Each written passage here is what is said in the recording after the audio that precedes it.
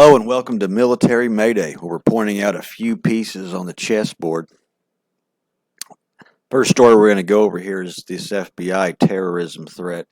Let me read through it first, and then I'll give you my little opinion on it. The FBI says terrorism threat hits a whole other level after Hamas attack.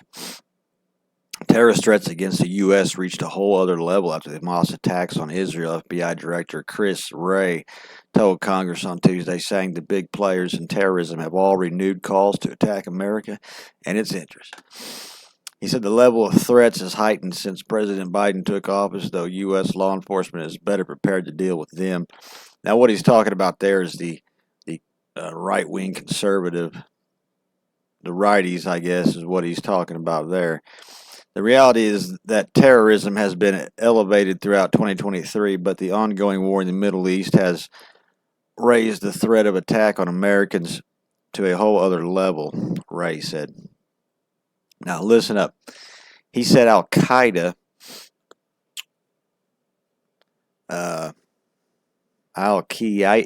has issued the most specific call for the attack in the U.S. in years. Islamic State leaders have ordered followers to attack Jewish communities, and Hezbollah is eyeing U.S. targets in the Middle East. Iran, meanwhile, has pushed proxy attacks on U.S. military bases. Mr. Wray was testifying to the Senate Homeland Security and Government Affairs Committee alongside Christine Abizaid, Director of National Counterterrorism Center and Homeland Security, Alejandro Mayorkas. He said the greatest threat to the U.S. homeland remains lone actors or small cells of radicalized people using readily available weapons to attack soft targets. Now, they said the threat from the Middle East, which hit this one here, they said the greatest threat is lone actors. They're talking about the gun owners and the so-called militia, right wing. That's who they're really going to be pushing this after. This whole was this Al-Qaeda? Al-Qaeda? It's not Al-Qaeda. Al-CIA is how that was spelled. Al-Qaeda. Another whole new group the CIA's made up. They said the threat from the Middle East, which declined in recent years, again accompanies a more prominent place on their radar. Mr. Abizaid said that such as Al-Qaeda, which carried out the September 11, 2001 terrorist attacks in the U.S. What's this here? Al-Qaeda. It's not Al-Qaeda, because Al-Qaeda is spelled A-L-C-I-A-D-A.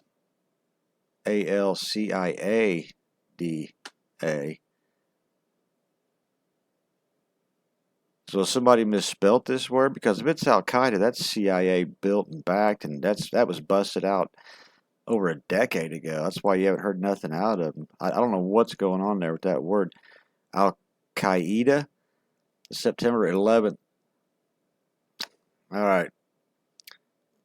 The threat to Jewish communities in the U.S. is particularly pronounced, Mr. Wray said. I wonder if they changed the spelling of it. Maybe that's what they changed. Even before the Hamas attacks, Jewish victims accounted for 60% of religious-based hate crimes. Jews comprise of 2.4% of the overall U.S. population. Even before Hamas, Jews, 60% of the religious, I don't believe that one. The rate of attacks has likely increased since 2007. The number of anti-Muslim hate crimes, he said, is quite a bit smaller. Well, anyway, what they're doing is trying to set up the American male who's a gun owner, who's Christian. That's who they're always go after. And this Christopher Wray is a piece of shit. Don't believe a fucking word that he tells you ever, no matter what. He's not worried about Al-Qaeda, and I guess they changed the spelling. Now, he's worried about the gun owner. He wants to take you down. Got another interesting little story for you. Ukraine deploys poor inflatable decoys on Leopard 2A6 tank. Yeah, and look at that, buddy. Let me tell you that. From a distance, that would probably do. But up close. If Russia is increasing its fleets of painted aircraft on the runways of its military bases near battlefield, Ukraine is not lagging behind in another direction. Inflatable rubber decoys of their main weapon systems were obtained from Western partners. Yeah, and I did a story on the Russian thing, and I think a lot of them are decoys too, to be honest with you. That was some days back. But pictures have surfaced of an inflatable rubber decoy in a German-made Leopard 2A6 tank. Exactly where and when photos were taken is not clear, but judging by nature, it's quite possible that it was late summer, early autumn. It's unclear who the manufacturer of the inflatable lure is. It makes a strong impression that lures are rather poor quality. Inflatable decoy does not correspond to the original size of the real tank, i.e. scale. Even with the naked eye, it can be seen that it is visibly much smaller than the original. A kamikaze drone would hardly mistake this decoy for a real tank. It would only happen if the drone was very poor quality optics. Who made the Leopard 2A6 inflatable decoys remains unknown, but BulgarianMilitary.com news knows that the Czech Republic is one of the suppliers of inflatable decoys for the Ukrainian army. However, the Czech decoys are of high quality, not only in terms of scale and the original gun platform, but also the color, nuance, and every little detail. All this makes it difficult for Russian operators, and Czech's decoys very often attract Russian drones. In the early days of the present year, concerning a Czech firm has been manufactured high-grade for Ukraine. This particularly established its location, Quaints, Czechs, and Desin. The enterprise role was explicated as an employee, Mr. Bory Fresher, who revealed their manufacturing capabilities stand at a remarkable 35 inflatable HMR per month. However, he refrained from revealing the actual volume of their production dispatched to Ukraine, citing it as protected military secrets. So they don't know who's made it. It's of poor quality. I'm guessing it's probably Ukraine that did it. I mean, that would be my guess. But apparently the size ain't the same. Nothing else. And I'm not gonna try to. Yeah, here's where we did it, and back in the day.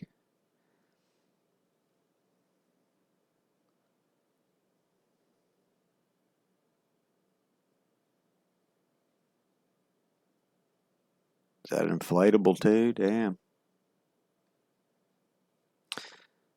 And we have this story. Ukraine is losing, says Russian defense minister.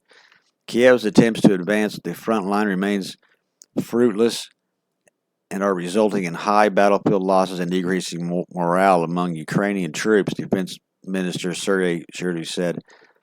Despite the supply of new kinds of NATO weapons, the Kiev regime is losing. The Russian forces keep conducting active defense, effectively inflicting damage, the minister said during a governmental meeting on Wednesday. Shoigu especially highlighted the success of the Russian air defense troops, praising them for delivering over 1,400 successful intercepts of Ukraine assets last month. He downed targets including 37 planes, 6 ATACMS, tactical missiles. He claimed the U.S. provided a latter capable earlier in October after the months requested by the Ukrainian government.